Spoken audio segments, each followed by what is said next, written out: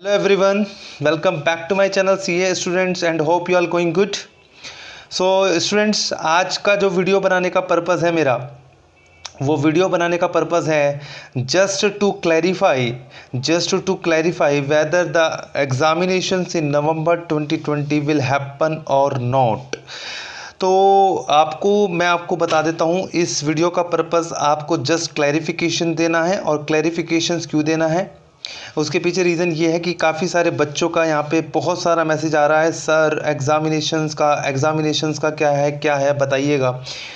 क्योंकि पिछली बार जब मई में एग्ज़ाम्स कैंसल्ड हुए तो उससे पहले भी मुहिम जारी हो रखी थी। तो अब भी कुछ बच्चों की क्लैरिटी माइंड में नहीं है और एग्ज़ामिनेशन पे फोकस नहीं हो पा रहा है।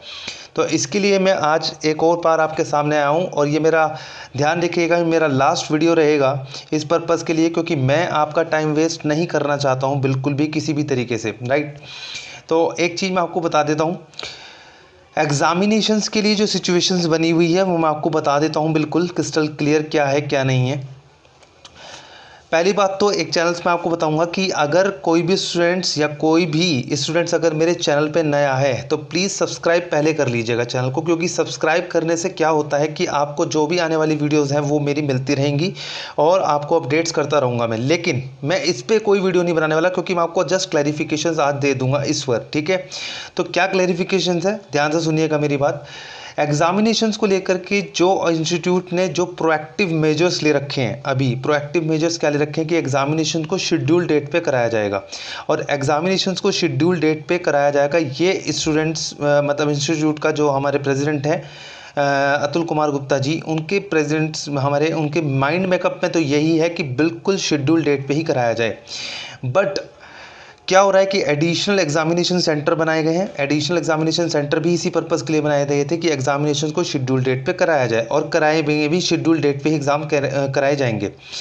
लेकिन अभी रिसेंटली अभी 2 या 3 डेज़ पहले मैंने एक अपनी वीडियो चैनल्स पे, अपने भी चैनल्स पर, और कुछ फैकल्टीज़ हैं जिन्होंने अपने चैनल्स पे भी डाला था कि मीटिंग हुई थी, अभी आईसीआई के एग्जामिनेशंस पर मीटिंग हुई थी।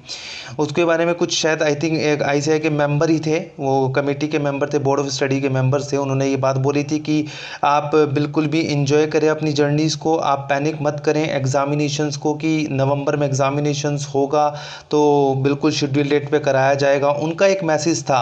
और अगर नहीं होगा तो वो फिर अगर पोस्टपोन भी होते हैं तो आपको क्लैरिफाई कर दिया जाएगा। तो उससे कुछ स्टूडेंट्स का मिसलीडिंग मतलब कुछ स्टूडेंट्स ये सोच रहे हैं कि अभी भी एग्जामिनेशंस में अनसर्टेनिटी बनी हुई है नवंबर 2020 के लिए। तो मैं आपको पहले ही बता दूं, बिल्कुल क्रिस्टल क्लियर बता दूं कि ऐसा कुछ भी नहीं है अभी तक। क्योंकि ये मैं क्यों बोल रहा हूं, क्योंकि मैं कुछ फैक्ट के बेसिस पे ही बोलता हूं, राइट। और फैक्ट के बेसिस पे इसलिए बोलता हूं क्योंकि यहाँ पे जो नीट और जेई के एग्जामिनेशंस हो रहे हैं, जो नीट और जेई के एग्जामिनेशंस करवाए जा रहे हैं, और उस नेट और जेई के एग्जामिनेशन जो कराए गए हैं, काफ़ी सारी पिटीशंस और काफ़ी सारा ट्रेंड जो ट्विटर्स पे चला गया था नीट और जेई के स्टूडेंट्स, काफ़ी स्टेट गवर्नमेंट भी अपनी इन्वॉल्व थी, स्टेट गवर्नमेंट्स भी इन्वॉल्व थी वहाँ पे, जहाँ पे सुप्रीम कोर्ट्स को रखी गई थी उन्होंने कि भाई हमारे इस राइट से कि ये एग्जामिनेशन कंडक्ट नहीं होना चाहिए, और एग्जामिनेशन तब तक कंडक्ट नहीं होना चाहिए जब तक इसकी वैक्सीन ना आ जाए कोविड-19 के रिस्पेक्ट में। तो उस सिचुएशन को भी एक तरह से सुप्रीम कोर्ट ने खारिज कर दिया। उसके ऊपर बोल दिया गया कि नहीं, एग्जामिनेशंस को कंडक्ट कराया जाएगा। स्टेट गवर्नमेंट्स की भी पिटीशंस को खारिज कर दिया, डिस्पोज ऑफ कर दिया गया।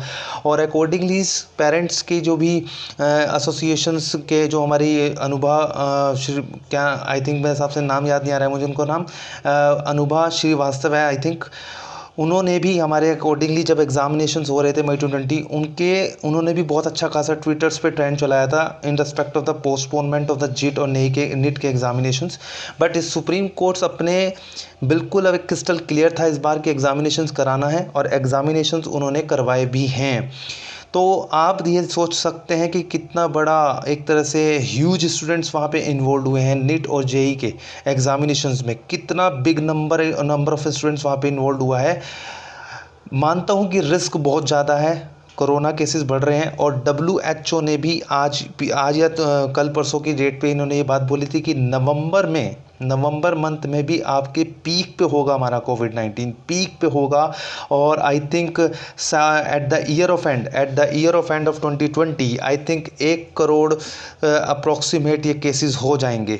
I think 1 crore, I think हाँ 1 करोड़ के केसेस लगभग हो ही जाएंगे, क्योंकि 90,000 केसेस डेली बेसिस पे आज का ट्रेंड चल रहा है, आप ये सोच सकते हैं। और लेकिन डेथ रेशियोज़ कम है हमारे इंडिया में। तो अकॉर्डिंगली मैं आपको बताना क्या चाहता हूँ, मैं सिर्फ इतना सा मैसेज आपको देना चाहता हूँ, बिकॉज अदर एग्जामिनेशंस कंडक्ट हो रहे हैं, तो जैसे सेफ्टी मेजर्स या स्टैंडर्ड ऑफ ऑपरेटिंग प्रोसीजर्स, जो वहाँ पे स्टैंडर्ड ऑफ ऑपरेटिंग प्रोसीजर्स जो इंस्टीट्यूट ने एक तरह से MHA ने गाइडलाइंस इशू करी है SOPs के ऊपर एग्जामिनेशंस को कंडक्ट कराने के लिए, तो वो इंस्टीट्यूट फॉलो जरूर करेगा।